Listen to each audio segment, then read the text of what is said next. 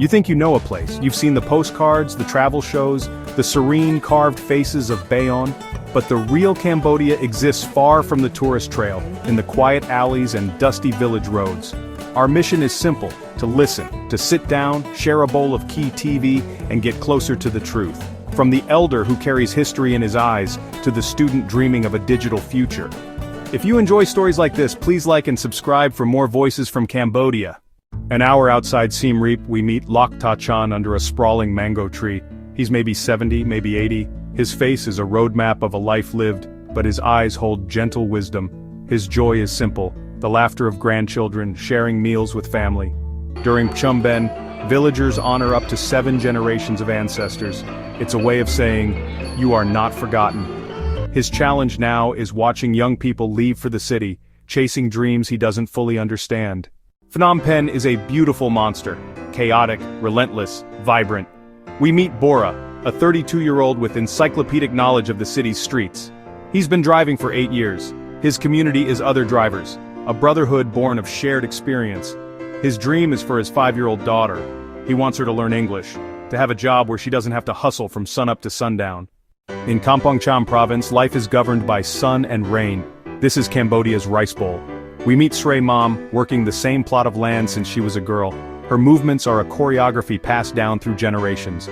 Her joy is seeing the fields turn from green to gold, knowing her family will have enough to eat. But the rains are less predictable now, sometimes too late, sometimes causing floods. The price she gets barely covers seeds and fertilizer. Her dream is simple, stable climate and fair prices. Just a few blocks from the neon glow and pulsing base of Siem Reap's pub street, another world exists. Here, within the ancient walls of a quiet pagoda, the frantic energy of the city dissolves. The air, thick with the sweet woody scent of burning incense, seems to move more slowly. It carries the sound of low rhythmic chanting from the main hall, a steady grounding hum that has echoed through these courtyards for centuries. This is a sanctuary not just from the noise but for the soul, a place where time itself feels different. Here we meet Venerable Laun Sovath. At 28, his eyes hold a wisdom that belies his years, a calm clarity forged by 15 years of monastic life. He came to this monastery at age 13, a common path for many Cambodian boys seeking education and discipline. But for Sovath, it became a profound calling. He explains that his choice wasn't a rejection of the outside world or an escape from its hardships. Rather, he chose this life to engage with the world more deeply, to understand the fundamental nature of suffering, joy, and human connection. His day begins before sunrise with the takbat, the daily alms round.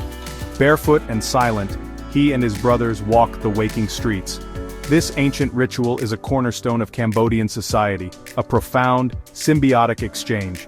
For the monks, it is a lesson in humility, relying on the community for their single meal of the day.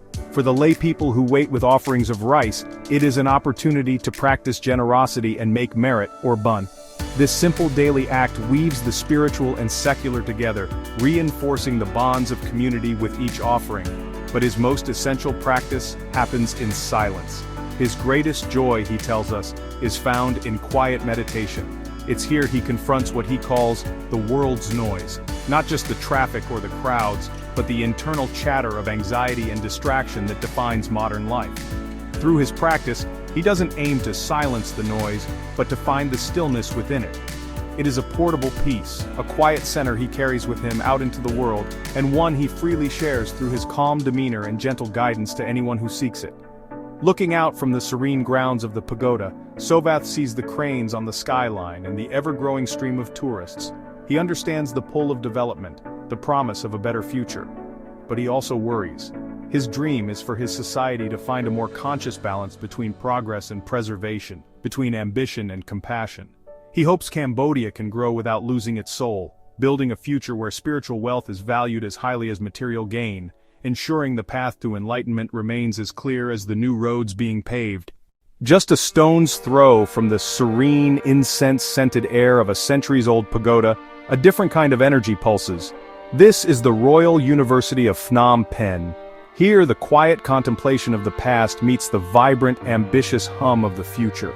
The laughter of students echoes across manicured lawns, a sound of pure, unadulterated potential. This campus is a microcosm of the new Cambodia, a nation rapidly transforming, driven by the dreams of a generation that refuses to be defined by history alone. Among them is Lekena. At 20 years old, she embodies this new wave. We find her sketching under a banyan tree, her concentration absolute. In one hand, a smartphone, her window to the world. In the other, a traditional charcoal pencil, her tool for reimagining it. She taught herself English by watching architectural documentaries and design tutorials on YouTube, spending countless nights absorbing a global language of creativity.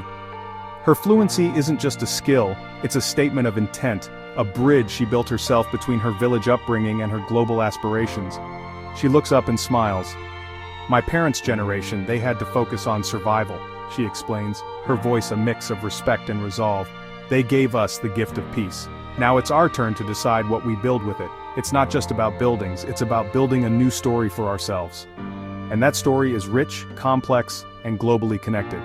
Eavesdrop on any conversation here and you'll hear debates about K-pop idols and Premier League football seamlessly woven with discussions on climate change, sustainable urban planning, and digital rights. They are the first generation to grow up with unfettered access to the internet, and they use it not to escape their identity, but to enrich it. They see what's happening in Seoul, in Nairobi, in Berlin, and they ask, what can we learn, what can we adapt, what can we create that is uniquely ours, uniquely Khmer? For Lekena and her peers, being Cambodian is a dynamic, living concept. When outsiders think of Cambodia, the conversation often defaults to two things: the magnificent ancient glory of Angkor Wat, and the horrific recent tragedy of the Khmer Rouge. But for these young people, that's like reading only the first and last chapters of a book. Of course we are proud of Angkor, Lekena asserts, and we must never ever forget the genocide, but that is not the totality of who we are. For her, Cambodian identity is found in the resilience of her grandmother, in the booming underground music scene in Phnom Penh, in the complex, fragrant spices of a perfectly made fish amok. It's in the explosion of contemporary art galleries, the innovative startups, and the fierce desire to create. This drive is at the heart of her dream, an architectural firm specializing in sustainable design. It's a vision born from a deep love for her heritage and a clear-eyed understanding of modern challenges. She shows us her sketchbook, filled not with generic glass towers, but with stunning reinterpretations of traditional Khmer stilt houses. Our ancestors knew how to live with the land, she says, tracing a design. They built homes that breathed, that stayed cool in the heat, that rose above the floodwaters. We lost some of that knowledge. I want to bring it back, but combine it with modern materials and green technology. Her dream isn't just a career, it's a form of cultural preservation and a blueprint for a more sustainable future for her country.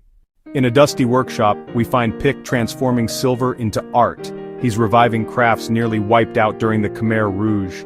His work isn't just craft, it's cultural reclamation. The designs are the same ones carved into nearby temples. He now teaches apprentices not just techniques but the history and meaning behind the art, ensuring this vital piece of Cambodian identity survives. The day begins with 1,000 different rhythms. In the countryside, the gentle sway of a rice paddy, the rhythmic tap of a silversmith's hammer. In the city, the insistent hum of 1,000 motorbikes, the sizzle of street food stalls coming to life. From the quiet contemplation of a monk in a saffron robe to the focused ambition of a university student sketching blueprints for a new world, threads of connection emerge. They are subtle at first, but they weave these seemingly disparate lives into a single, complex, and deeply human narrative. At the heart of this narrative is a profound story of resilience. It's a word often used, but here it's not a cliché. It is a tangible, everyday reality. You see it in the weathered hands of a farmer, who has learned to read the sky and the soil, adapting to unpredictable rains and changing seasons with a wisdom passed down through generations.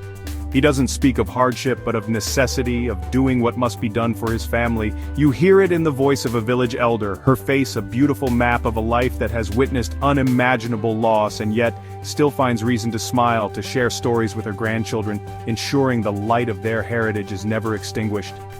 This isn't just about bouncing back, it's about carrying forward, about the quiet, unyielding strength required to endure, to rebuild, and to find new light in the lingering shadows of the past. Another powerful thread is the unwavering importance of community. In a world increasingly focused on the individual, Cambodia is a powerful reminder that the we is often more important than the I. This isn't an abstract philosophy, it's the very fabric of daily life. It's neighbors gathering without invitation to help bring in a harvest before the rains come. It's the local market, which is more than a place of commerce. It's a social hub, a riot of color, sound, and connection, where news is shared and friendships are reaffirmed over sweet iced coffee. We met an NGO worker who told us, "Here, progress isn't about one person getting ahead. It's about lifting the entire village together." This collective spirit is the safety net, the support system, and the engine of grassroots change. And everywhere you find acts of faith in the future. These are the threads of hope, woven with ambition and creativity. Look at the students' blueprint. It's not just a building, it's a vision for sustainable architecture that honors traditional Khmer design while embracing modern green technology. Consider the artist, meticulously crafting a silver box. She uses techniques her ancestors perfected, but her designs are for a new generation, a global audience. She is preserving a legacy by making it relevant. This is the delicate dance of modern Cambodia, a deep respect for the past, coupled with an eager embrace of the future. You see it in the teacher, who drills students in ancient proverbs and then teaches them to code. You hear it from the tuk-tuk driver navigating the chaotic streets of Phnom Penh. He works long hours, not just for himself, but so his daughter can go to university. His dream is her dream. These individual aspirations, the blueprint, the silver box, the prayer, the education, they are all powerful statements, declarations that say, "We are proud of our history, but we will not be defined by it." So what is the single narrative? It's a story written in contrasts, of ancient temples casting shadows over bustling modern cafes, of quiet resilience and joyful celebration.